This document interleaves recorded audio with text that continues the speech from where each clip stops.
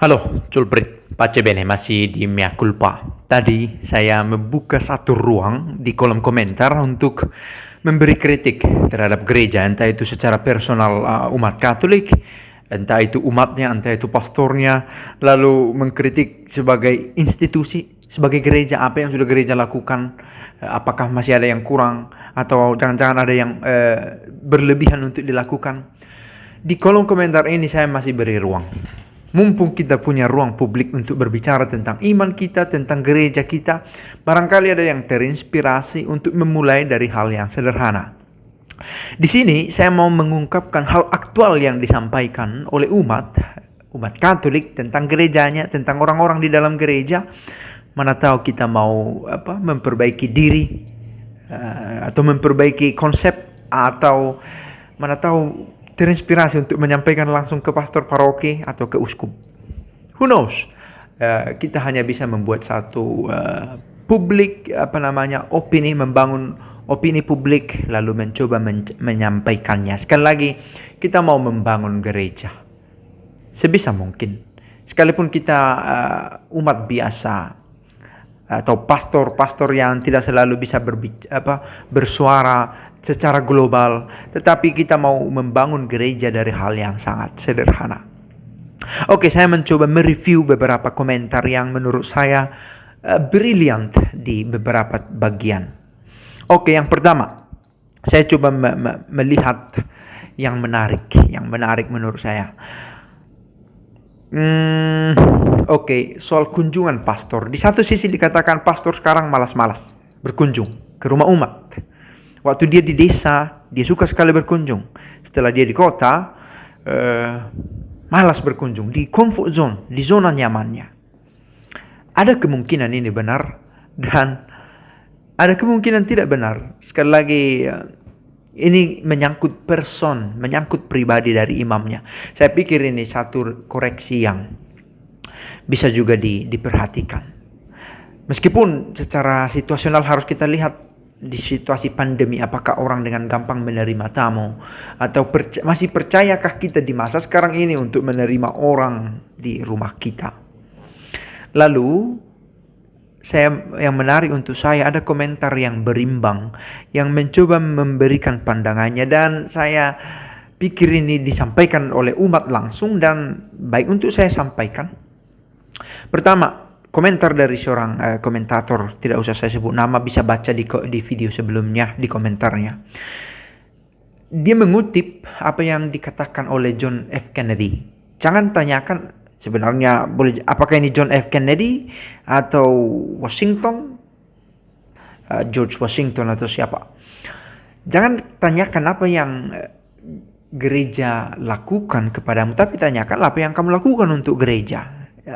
Aslinya sebenarnya jangan tanyakan apa yang negara bisa berikan padamu, tapi tanyakanlah apa yang bisa kamu berikan kepada negara.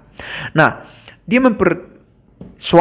komentator ini mempersoalkan, jangan-jangan kita terlalu menuntut kepada imam untuk mengunjungi kita. Nah, menjadi pertanyaan, pernahkah kita umat mengunjungi pastor? Halo, saya di sini, saya umat di paroki ini, dan pastor kebetulan bertugas di paroki kami. Senang berjumpa dengan pastor, kok banyak kurang enak, dan seterusnya. Atau apalah kita sampaikan semacam suwon, katanya bersilaturahmi dengan pastor.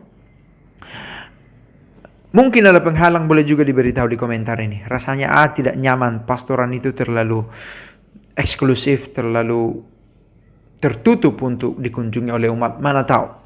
Maka bisa kita perdalam situasinya di sini. Tapi dikatakan kalau rasanya di situasi di Jabodetabek mengunjungi umat, apakah masih sesuatu yang dengan gampang dilakukan atau dengan gampang diterima oleh umat? Apakah masih seramah dulu umat untuk menerima pastornya, atau kita menjadi enggan di rumah sendiri nanti kalau dikunjungi, atau yang lain? Nah, ini satu koreksi saya pikir, bukan hanya untuk umat tetapi juga untuk imam. Bukan hanya untuk imam tetapi juga untuk umat sekalian. Saling mengunjungi ini dimaksudkan untuk saling mengenal, itu yang terutama sebenarnya. Nah, seberapa saling kenal antara umat dengan imamnya. Tadi saya ikut penyelidikan kanonik, memeriksa satu pasangan tentang uji kelayakan secara kanonik pasangan ini untuk menikah. Apakah tahu arti perkawinan, apakah dengan bebas. Lalu secara tak langsung akhirnya harus kenal mempelai, berapa bersaudara, adakah tabunganmu yang cukup untuk membina satu keluarga nanti, berapa anak yang mau direncanakan, cukupkah 2? Tidakkah bisa lebih banyak sesuai dengan yang kamu rencanakan, sesuai dengan kesanggupanmu? Akan kamu didik bagaimana anak-anak ini kelak? Nah, ini satu diskusi yang ya sebisa mungkin disajikan nyaman, tidak malah interrogatif atau menginterogasi atau judging. Ke gereja, aduh ke gereja ya, bagaimana mempertanyakan itu pun persoalan lain. Tetapi memang amat menarik, amat penting, bukan hanya sekadar menarik, adanya relasi yang dekat antara pastor dengan umat. Mengapa tidak kita permudah saja? Datanglah ke paroki kalau mau berbicara tentang kunjungan. Perkenalkan diri atau soal sekurang-kurangnya setengah jam, satu keluarga per hari. Jangan-jangan ada memang umat yang tidak aktif di gereja lalu tidak datang, sehingga pastor tidak kenal, umat pun tidak kenal pastornya. Pernah saya kunjungi secara wajah saya tidak dikenal, karena selama pandemi tidak datang ke gereja katanya. Lalu karena saya berobat, saya beri nama, oh ternyata pastor, karena pernah dengar. Oke, lalu ada juga kritik. Ini kritiknya institusional, menyangkut gereja sebagai satu lembaga. Sekolah dan rumah sakit Katolik Jakarta sekitarnya buat orang berduit, maksudnya mahal. Ini menjadi perbincangan yang sering dibahas. Mahal-mahal sekolah Katolik. Well, kita mendengar saja. Saya tidak punya pemikiran tentang ini, karena mereka butuh duit untuk apa? Untuk operasional, untuk apa yang lain. Well, saya tidak bisa disentuh lebih jauh karena saya pun tidak tahu. Andai kata saya ketua yayasan, mungkin saya bisa menjawab. Satu yayasan sekolah atau yayasan yang mengelola rumah sakit atau klinik atau yang lain. Apakah memang harus ada alokasi dana untuk bantuan kepada orang miskin yang tak sanggup? Biasanya sebenarnya ada. Tapi siapa yang dibantu? Ketika berobat, ketika butuh dana, kadang tidak selalu gampang menentukan. Well, kamu layak untuk mendapat bantuan ini. Well, kamu sebenarnya masih bisa biaya sendiri dan lain-lain. Tapi saya pikir ini sebagai keluhan, ya pantas untuk didengar bahwa ternyata dikeluhkan sekurang-kurangnya, dan ini menjadi persoalan yang umum. Namanya sekolah Katolik, yang Katolik yang sekolah di sana tidak banyak, malah memilih ke negeri, atau ada klinik atau apa yang banyak berobat ke sana bukan minyak Katolik tapi yang lain.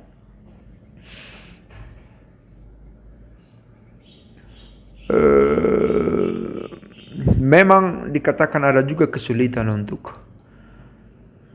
menyampaikan unek-unek, menyampaikan saran di gereja karena ada hierarki katanya, dan ada juga di sini keangkuhan hierarki, hanya frase keangkuhan hierarki.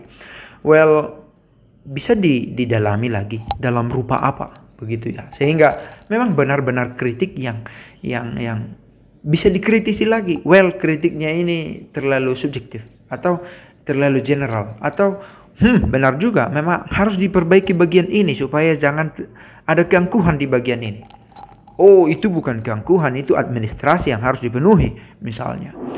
Nah, ini keangkuhan ini pun kiranya didetilkan lagi. Para sahabat kalau berpikir sesuatu tentang itu bisa dibuat di kolom komentar ini. Mana tahu ada bagian yang memang masih harus diperbaiki. Oh, tidak tersentuh kalau sudah berjubah, tidak bisa lagi disapa. Saya pernah begitu pengalaman. Saya pakai jubah. Saya bertugas sebagai misdinar waktu tahbisan Monsinyur di Keuskupan Agung Medan. Lalu dalam keadaan buru-buru, tidak mungkin petugas terlambat. Saya berjalan. Ada anak-anak yang rupanya memanggil dari sebelumnya begitu ya. Lalu orang tuanya manggil, "Hey brother," sombong sekali. Setelah jadi brother jadi sombong. Anak-anak pun tidak diperhatikan katanya. Aduh, mohon maaf. Memang saya kadang sombong, begitulah jawabannya.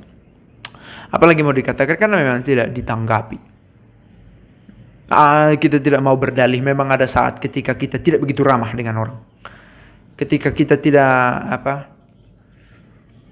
bisa sesuai dengan standar yang orang berikan. Kadang kata sombong ini pun relatif.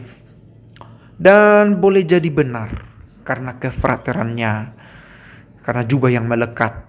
Well, I am important, saya penting di gereja. Bisa jadi. Kritik-kritik seperti ini ya, saya pikir harus tetap hidup untuk mengingatkan, untuk memberikan panduan moral, tanda pengingat setiap hari. Oke, ini bisa menjadi topik tersendiri ya. Saya rindu bahwa imam Katolik mengingatkan umatnya untuk tidak berjimat-jimat. Karena banyak umat Katolik yang berjimat katanya, yang mencoba memberikan meminta bantuan supaya semakin sehat, semakin kuat, semakin makmur, bukan kepada pastor meminta doa, tetapi kepada dukun, kepada orang yang pintar untuk memberikan satu dua benda yang bisa membuatnya yakin akan laris daganganku ini, dan akhirnya berdukun secara prakteknya begitu. Meskipun menyebut diri orang beriman, pergi ke gereja oke, tapi di dompetnya tersimpan sesuatu.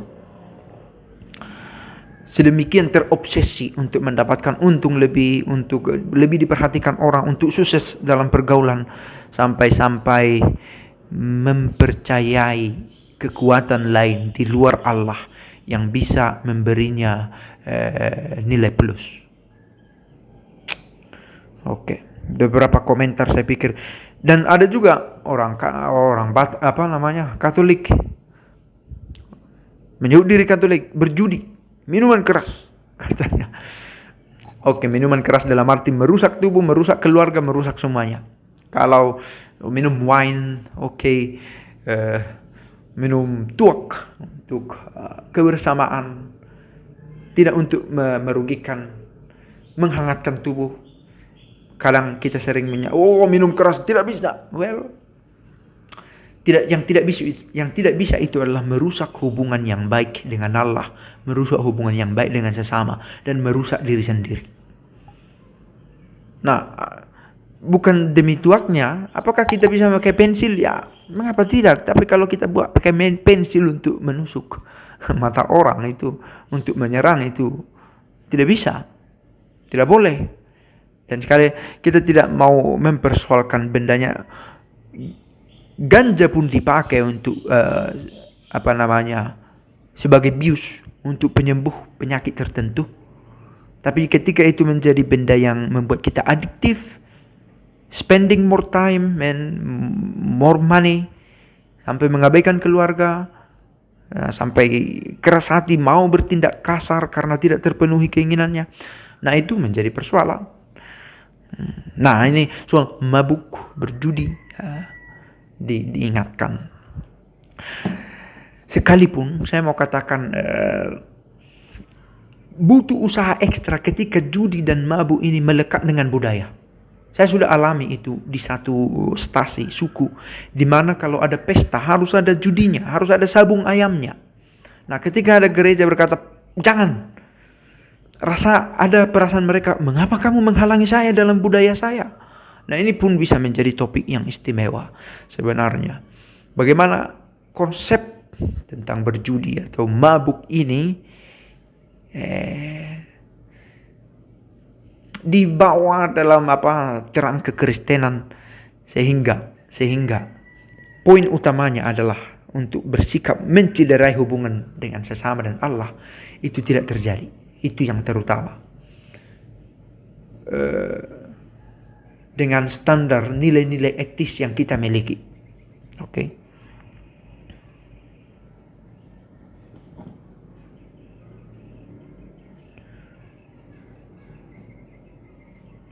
Kami ingin memberi masukan, tapi apa daya kami orang pinggiran, jauh dari segalanya. Nah, ini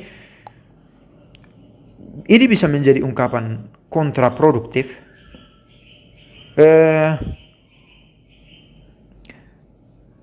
Pernahkah dicoba disampaikan? Nah, ini pernahkah dicoba disampaikan saya sebagai umat mohon izin mau berkata bahwa ini kurang tepat. Sistem pemungutan dana di gereja kita kurang tepat. Contoh. Nah, ini satu topik yang bisa kita bincangkan kan. Di rapat paripurna, di rapat presidium atau rapat apapun namanya di gereja kita. Untuk kebaikan bersama. Belum dicoba. Nah, ada lagi dikatakan bahwa kurang digali tradisi Katolik yang sebenarnya masih menjadi harta karun yang belum digunakan untuk memantapkan iman umat. Saya pikir ada usaha untuk ini, dan sejauh itu untuk membangun kekatolikan, memperkenalkan Katolik ke lebih banyak orang, saya pikir memang harus digali. Dan kalau rasanya imam belum cukup getol, umat harus bergerak banyak. Menginisiasi, memberikan usul untuk dieksekusi.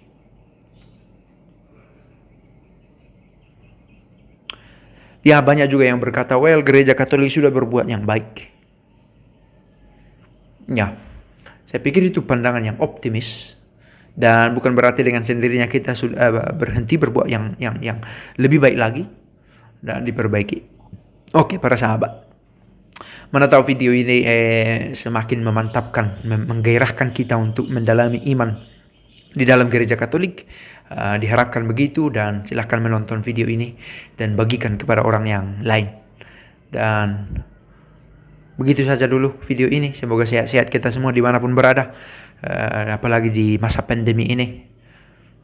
Boleh saja kita merasa takut, cemas, panik, tapi Tuhan menyertai, memberikan kita harapan bahwa kita bisa bertahan, dan dalam situasi sulit kita tidak kehilangan iman.